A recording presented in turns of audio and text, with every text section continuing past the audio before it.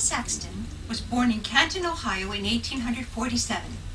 My grandfather had founded and operated the town's leading newspaper, and my father was the city's leading banker.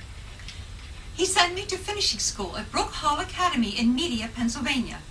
After graduation, my sister and I went on an 8-month tour of Europe.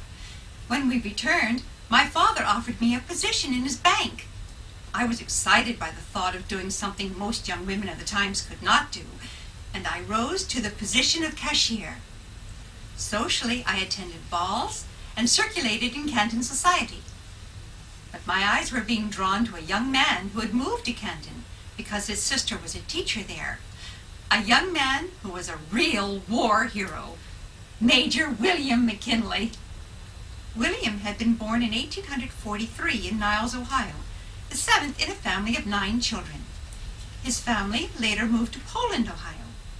When he was 17, he went away to Allegheny College in Meadville, Pennsylvania. But he had to leave school because of illness. Then in 1860 came the call to arms to save the Union. Oh, the stories of his gallantry under fire and his rise from private to major were well known by everyone. Fighting in nearly a dozen engagements, I was never wounded or became ill. At the Battle of Antietam, I was in charge of the commissary, and through heavy fire brought needed nourishment to the front lines.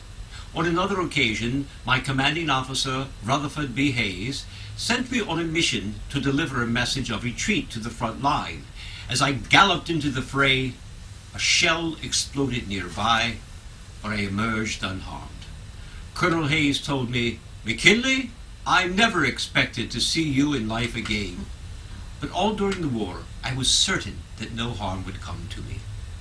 When I moved to Canton, I of course heard about the Saxton sisters, especially fun-loving and strong-willed Ida. She was the most beautiful woman in the world, with gorgeous blue eyes.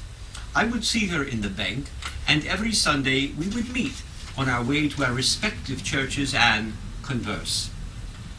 So, Miss Saxton, the case I was telling you about involved a man who was suing a surgeon, who he claimed had set his broken left leg so unskillfully that he was now bow-legged. Well, his attorney made the man show his leg, and sure enough, it was bow-legged as could be. Why, Major, how did you ever win the case? Well, after many protestations from his lawyer, I had the man show his other leg to the court. It was more bow-legged than the first. I proclaimed, "My client seems to have done better to this man than nature itself."